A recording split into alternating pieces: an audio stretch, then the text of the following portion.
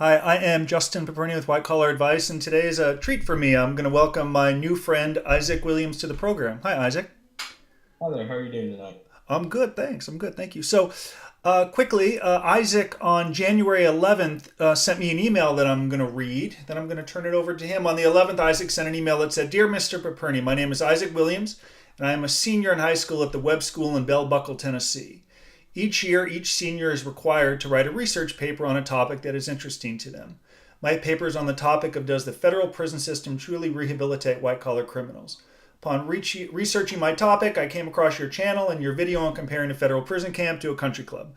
I watched this video and I found it to be very helpful to my research. I was wondering if you'd be willing to be my primary researcher for my paper and allow me to interview you in some way for my research paper. Thank you so much for your time, Isaac Williams." So I responded to Isaac and said, "I'm just crazy busy right now. I'd love to help, so perhaps we can do a YouTube video where others can benefit." And of course, Isaac could complete his paper. So Isaac, let me turn it over to you and ask where you had this initial interest in white collar crime of all the things you could have researched. As a child, I grew up watching a lot of different movies with my dad, and one of my favorite movies is actually Catch Me If You Can, which is Mm-hmm. about Mr. Frank Abagnale, and Mm-hmm. he's portrayed by Leonardo DiCaprio in the film, and that initially sparked my interest with just white collar crime in general. Mm-hmm. And my father is a financial advisor with Regions Bank, Yep. and because of that, I wanted to kind of follow in his footsteps.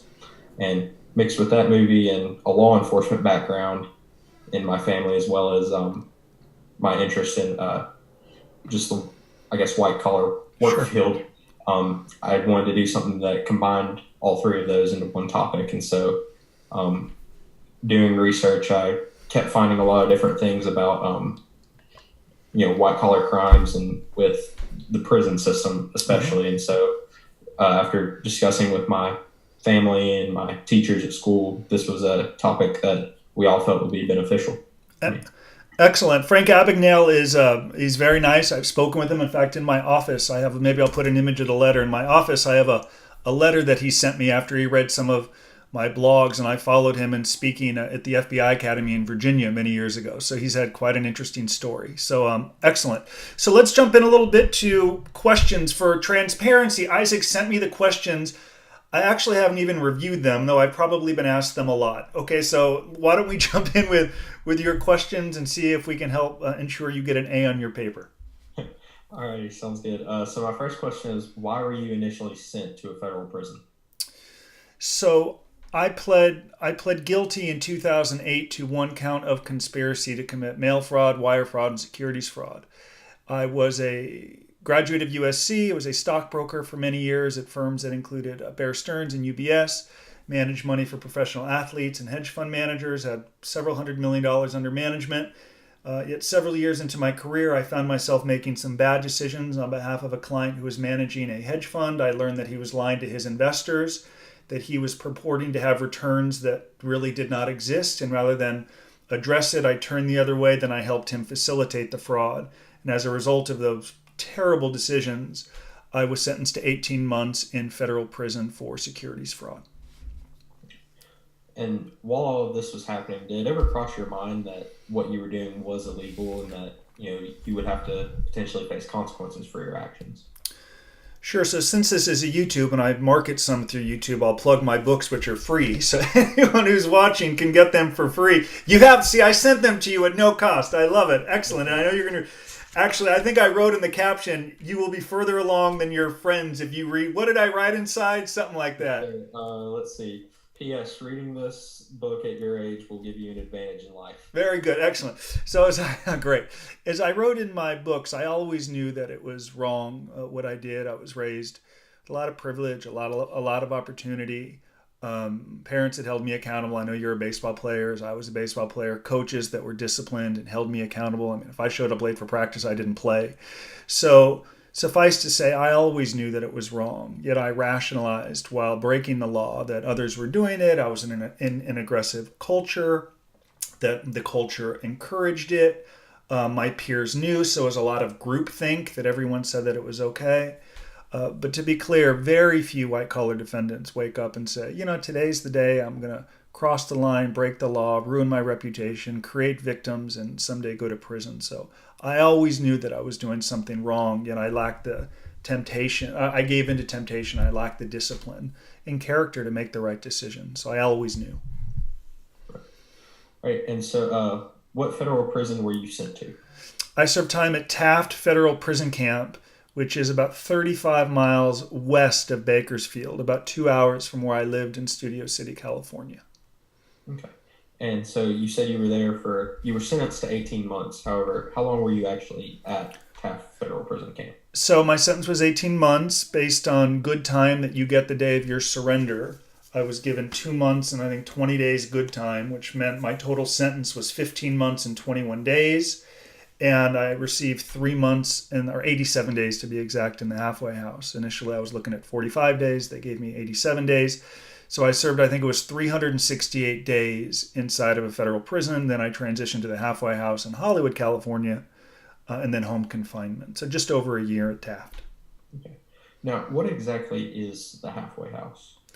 It's a place that I hope you only hear about through me, and I hope you'll never attend and you'll never go to. Of course, the halfway house is it's a transitional place. When you release from prison, it's actually technically not a release; it's a furlough. So the day of my release or furlough was I left prison at 7 a.m. I had to get to the halfway house in Hollywood, California by noon, and it looks, at least in Hollywood, it looks kind of like a rundown motel where you have, in this case, both male and female prisoners from both federal and state prison, all types of crimes, including sex offenders, transitioning to the halfway house, where you're allowed to leave during the day to work, to go to the doctor, to go to the DMV, to get passes, to go to school. So it's kind of like quasi-freedom, right? You're still confined and locked up. You're still drug tested. You still take a breathalyzer when you come and go. But it is certainly one step closer to freedom. I've had many clients who purposely choose not to go to the halfway house for a variety of reasons. Most do, presuming you have the right job lined up and a plan and the length of time you're going to get. But the halfway house is one step closer to freedom and sometimes not such a desirable community. Mm-hmm. Now, upon your release from both federal prison and the halfway house, how has your life changed?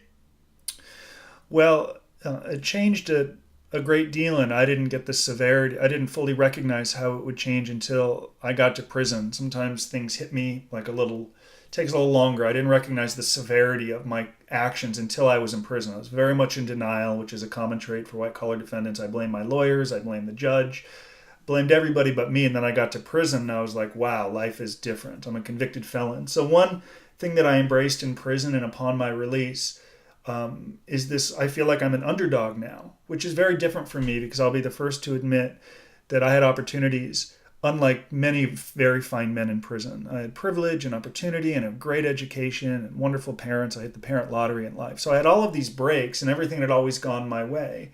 Then in prison, my felony conviction sort of evened things out so a bit. So I knew to come home, when I came home, to be successful and to adjust properly, I'd have to embrace this underdog status that I'm a convicted felon. I had ruined my reputation. I had to work to rebrand, to rebuild. I had to begin to help people. And my motives began to change.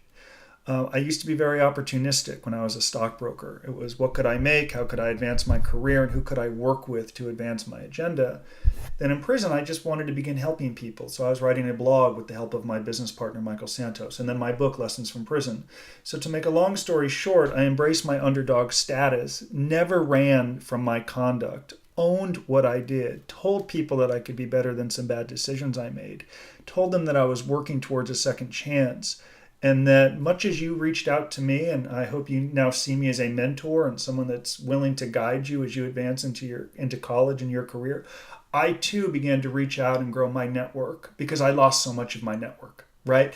So that was some of the primary changes. I began to think differently rather than complain. I had complained enough. All right.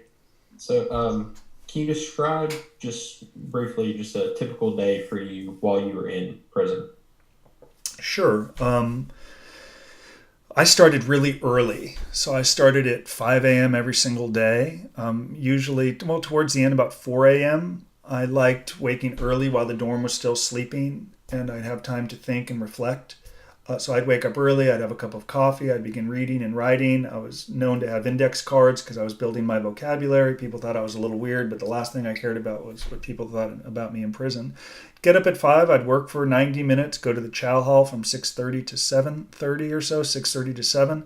Then I ran every day. I exercised every day for a good 2 to 3 hours. I went to prison overweight, out of shape, bloated, sort of miserable. So I became a runner in prison. Within a few weeks, I was running 10 miles a day. So exercise took up my morning till about 10:30. Then I did my job in the kitchen till about noon or 12:30ish, about 2 hours a day. Then I had the afternoon either to go back and exercise, which I did the first few months. There were 2 days. Then after about 3 months, I realized no one was going to pay me to do pull-ups or push-ups and run. So I actually had to develop new skills. So I spent the afternoon working, and I was reading, and reading can be a great activity in prison, though passive. So I began to write blogs and build my vocabulary and build my network and reach out to business schools like DePaul University and USC. So I spent all my time in the library or the quiet room. I avoided the TV room. I avoided the hustling. I avoided the drama. And then come 5 or 6 o'clock, I'd go to the chow hall for dinner, or I'd cook in my cubicle. And I'm telling you, dude, by the time like 6:30 came around, I was so wrecked, so exhausted, so tired from running 10 miles, from getting up at 5, from intellectually stimulating myself all day. I could literally sleep through any noise or anything that was going on in the dorm because it was noisy, loud, and a lot of lights. So my day was focused. It was driven. I didn't talk to a whole lot of people. I kept to myself, but I knew the end was coming and I had to be ready because I came home in '09 during the Great Recession with a felony conviction and an inability to get licenses. So I worked very hard every single day to come home, and it started by waking early. So, how would you say that a federal prison is similar to a country club?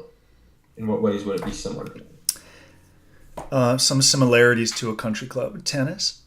So I can play some tennis, and God, people hate hearing that because they don't like it. But some tennis is there in a country club, I suppose.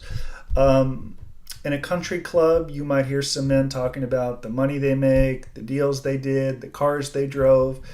There's a chance that in a federal prison camp in the chow hall, you may hear some good talking about the money they made, the deals they did, the cars they drove. So there's some similar characteristics, especially of some of the white collar guys who are my friends. And so those are some similarities. You have similar exercise facilities, and you can go there and spend a lot of time and relax and veg, similar to a federal prison camp. So those are some similarities that come to mind. Now, what are some of the major ways that it is different? Well, when I was a member of a country club, I never saw any men with Hitler tattoos or the lightning bolts. When I would shower at the country club, I never saw anyone defecate in the shower like I saw in prison.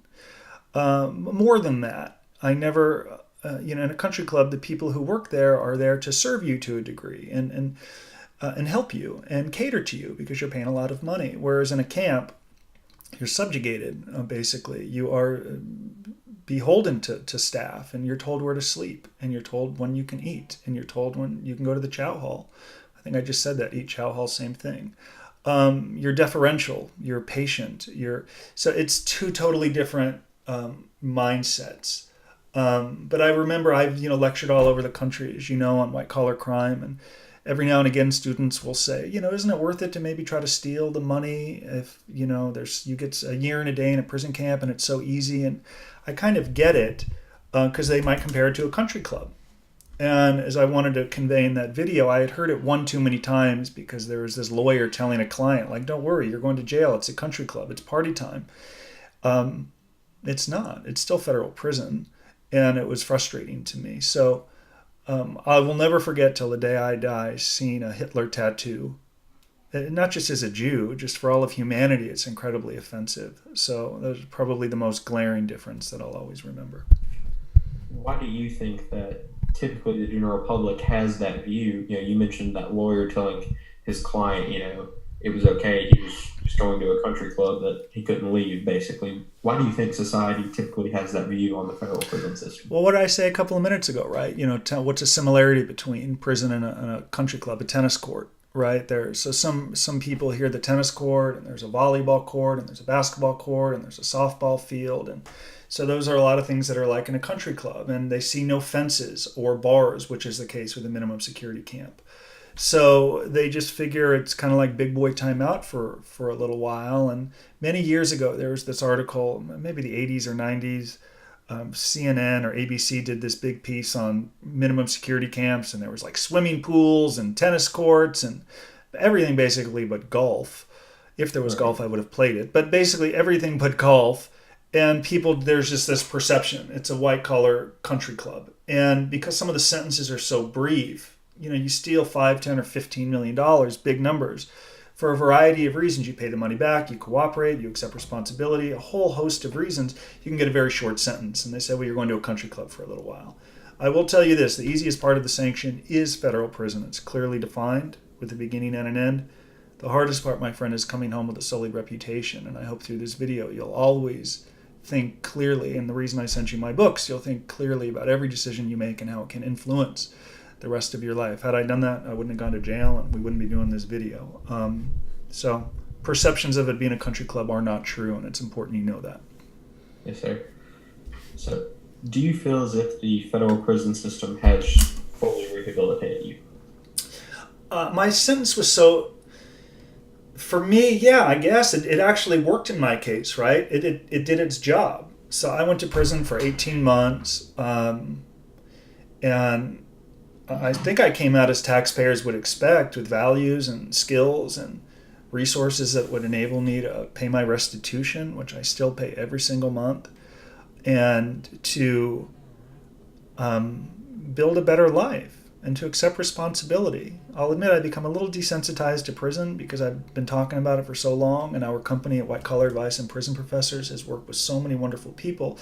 It's not such a big deal to me anymore. It's my life, right? Kind of like the first time you made it 2 home runs in a game or got 3 hits in a game, it was a big deal. Then it's like you do it 5 or 10 times. It's like, yeah, it's what I do, right? It's not, you grow used to it. So I would say that I guess it rehabilitated me. But if you look at it on a national average, at the rate of recidivism and how many people go back to prison, you can argue that we could do a better job as a country of rehabilitating and incentivizing prisoners for excellence. And I think we can do better. And I think prison reform is going to come with this administration because it's a public safety factor, right? All these people are coming back to our community. 95% of people who go to prison come home.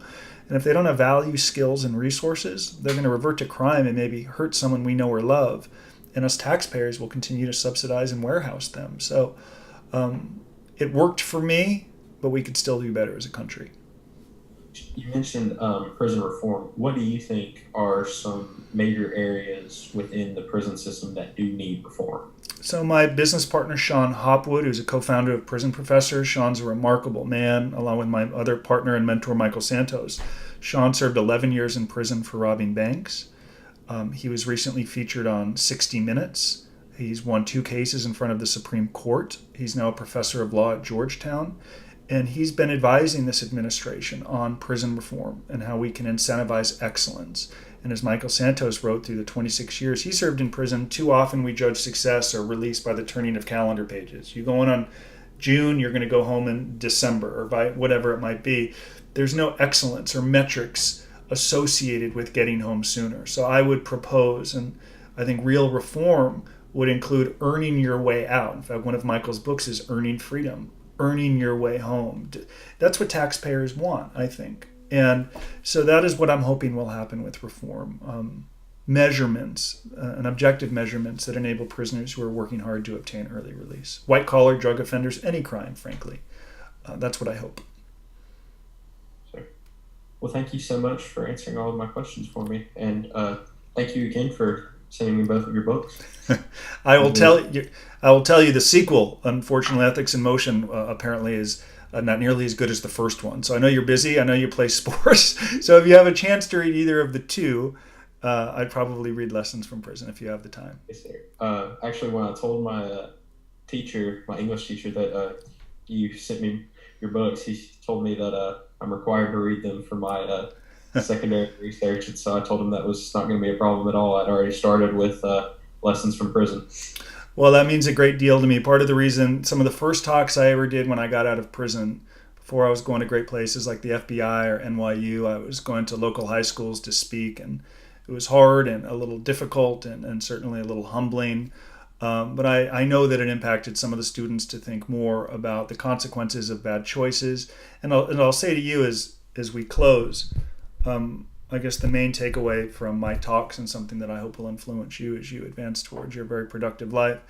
Before anytime you send a text message, anytime you send an email, anytime you engage in a business deal, if you think about how that email, text, or conversation could influence your life 1, 3, 5, 10, 20, 30, or 40 years from now, you'll never make bad decisions like I did, short-sighted decisions that may enrich you today. But what's the point of making a ton of money today if it's to your long-term detriment? And I'm sure that's no different than what your father's done it the right way as a successful advisor. I had that opportunity.